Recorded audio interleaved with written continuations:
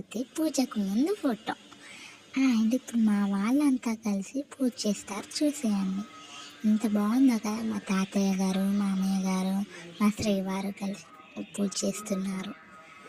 Night 8కి ఎంత బాగా చేస్తున్నారు చూడండి. ఇది పూజ అయిపోయిన తర్వాత మా బుజ్జ గణపయ్య ఎంత బాగుందో కదా.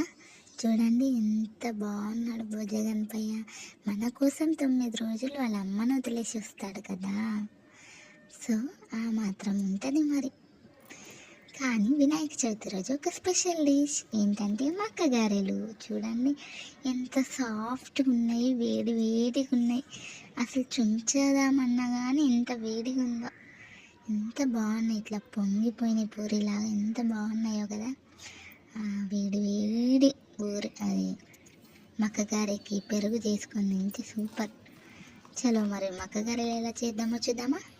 మక్కలు అంటే పచ్చి మక్కలే తీసుకోవాలి. పచ్చి మక్కలు, ఎండుమిర్చీలు, కొంచెం సాల్ట్ అండ్ కొన్ని ఆనియన్స్ తీసుకొని ఒక మిక్సర్లో వేసుకోవాలి.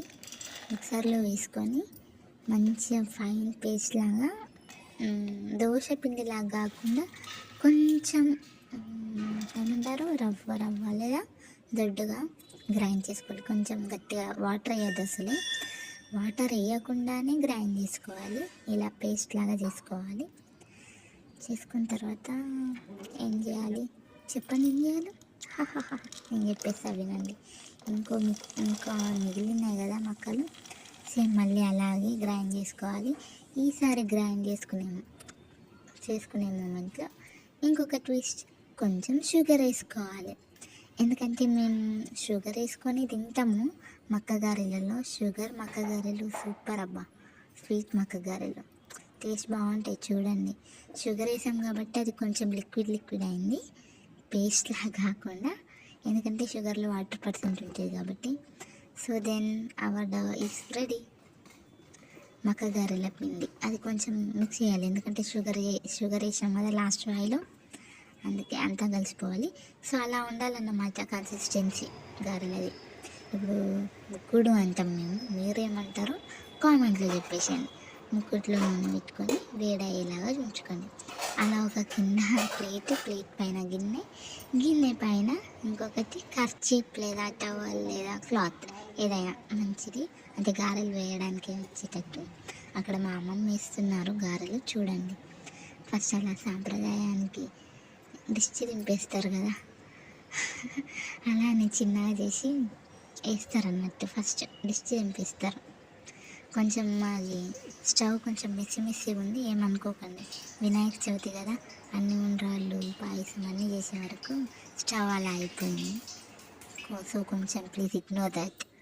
అండ్ దెన్ నవ్వు చూడండి ఎంత బాగా చేస్తున్నారు. అలా మనకు చేయడం రాదులేండి, అది ఎక్స్పీరియన్స్. వాళ్ళు ఎప్పటి నుంచో పాతకాలం నుంచి చేస్తున్నారు కదా. అలా చేసి నూనెలో వేయాలి అంటే ఇట్స్ ఎ గ్రేట్ థింగ్. అది నాకు మాత్రమే, మీలో సగం మందికి వచ్చే ఉంటుంది, కానీ నాకు ఆయిల్ దగ్గర అంటే గ్రేట్ థింగ్ అది. సో చూడండి ఎంత బాగా ఇట్లా వడ షేప్.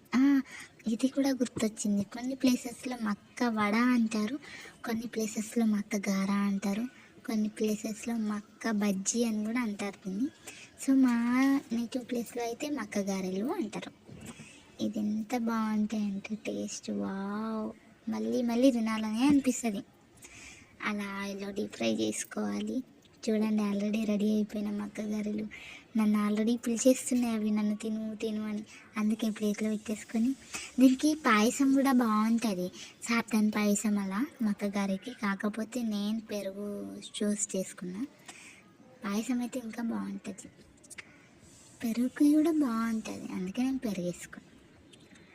సో అలా వేడి మక్క గారెని చుంచుకుంటూ తింటుంటే ఉంటుంది స్వర్గం. ఇంకా తినాలి అనిపిస్తుంది ఆ గారెలని. చూడండి చూస్తేనే నోరు ఊరిపోతుంది కదా.